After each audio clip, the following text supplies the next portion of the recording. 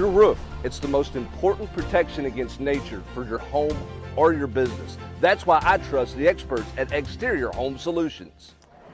Exterior Home Solutions 2-minute drill from here in Columbia. Tennessee takes it on the chin. They were beat down from the moment go. 36-7. Missouri gets the win. Eric, Tennessee just didn't have it on the other side of the ball. Missouri dominated the line of scrimmage. Yeah, Josh Heupel mentioned the line of scrimmage, and I know a lot of that's coach speak, but he mentioned that on Monday. He said this is going to be a huge week for the line of scrimmage, both offensively, defensively, and Missouri completely dominated that phase of the football game here tonight.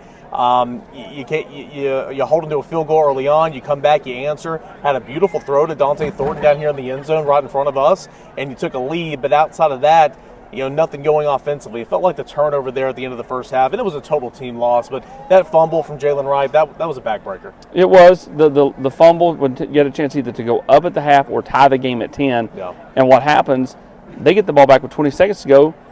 Schrader pop, a couple of nice runs, and it's all of a sudden 13, to 7 at the half. Yeah. Start of the second half, you come out, you try to return a kick. They don't normally do that. They normally just take a fair catch.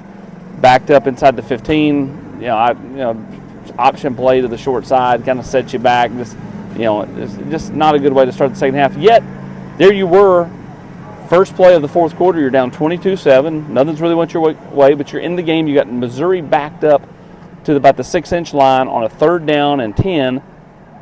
And then, you look up and Cook runs for a first down. He broke Tennessee's back scrambling all night. When it wasn't Schrader, it was Cook. Yeah. And it was just back-breaking to Tennessee. Talk about the dynamic 1-2 punch, and that was Brady Cook and Cody Schrader here tonight. Schrader great on the ground, Schrader great through the air. I'm going to write about this, unfortunately. Tennessee's been pretty decent, collecting running backs out of the backfield in the receiving game. Not tonight. Cody Schrader was the leading receiver for Missouri. 300 yards. Yeah, and all told in total yardage. And then Brady Cook, we knew of his ability through the air, but knew of his escapability, able to extend plays and all that. And there was not once, twice, I want to say at least 3 times on 3rd downs he scrambled for first down. So just couldn't corral him. And Tennessee had no answer for the outside zone. Tennessee had no answer for Cody Schrader overall. It was just a bad night. And just when you thought you had some momentum on one side of the football, Missouri just took it away. Missouri owned tonight. 2 years in a row now, you've been in the month of November with everything to play for. Yeah. Even though you need some help, Ole Miss has got to beat Georgia for either Missouri or Tennessee to stay in the race in the East. You come out and lay an egg. You laid an egg last year in Columbia. Now, you'd already lost to Georgia. The East was kind of gone at that point, but you still had a lot to play for. This year, a different kind of beatdown. You didn't score. The defense gave up a ton of 3rd downs, and Missouri held the ball because they were able to, continue to get 3rd down after 3rd down. But you scored 7. Yeah, and that's the lowest point total in the Josh Heupel era here at Tennessee. A lot of the conversation here in the football game tonight was defense this, defense that, 3rd down, secondary. But at the end of the day, you scored 1 touchdown. You could not run the football whatsoever. You could not convert on 3rd downs. You could not sustain drives. That first quarter alone, it was, I think the play disparity was 19-3. 13 minutes of time of possession to 1 and some change.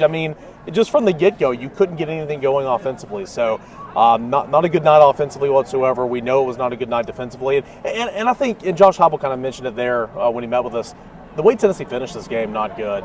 It was 22-7, and it looked like that was going to be the final. It got out of hand in a hurry, 36-7. Yeah, Burden touchdown, then a pick 6. And I didn't really understand why Tennessee didn't get some of their younger players in there. Once it got 29 or even 36-7, you had 5 minutes to go in the game. I think Nico could use the work. Agree. I'm sure that they're thinking, well, if he gets in and plays well, it just adds to the dilemma. But I don't think you can think like that. This team's got a shelf life of at max 4 games. I think you got to start working towards a little bit next year. Even some of the offensive linemen, being out there. Ollie Lane went down with a couple minutes to go. Yeah. Javante Spraggins got into his, skirmish that he always gets into. I just think at some point you got to be willing to, in a beatdown like that, to kind of go to some of the younger guys. We'll have complete coverage from here in Como, all at Volquest.com. He's Eric Kane. I'm Austin Price for the Exterior Home Solutions 2-minute drill.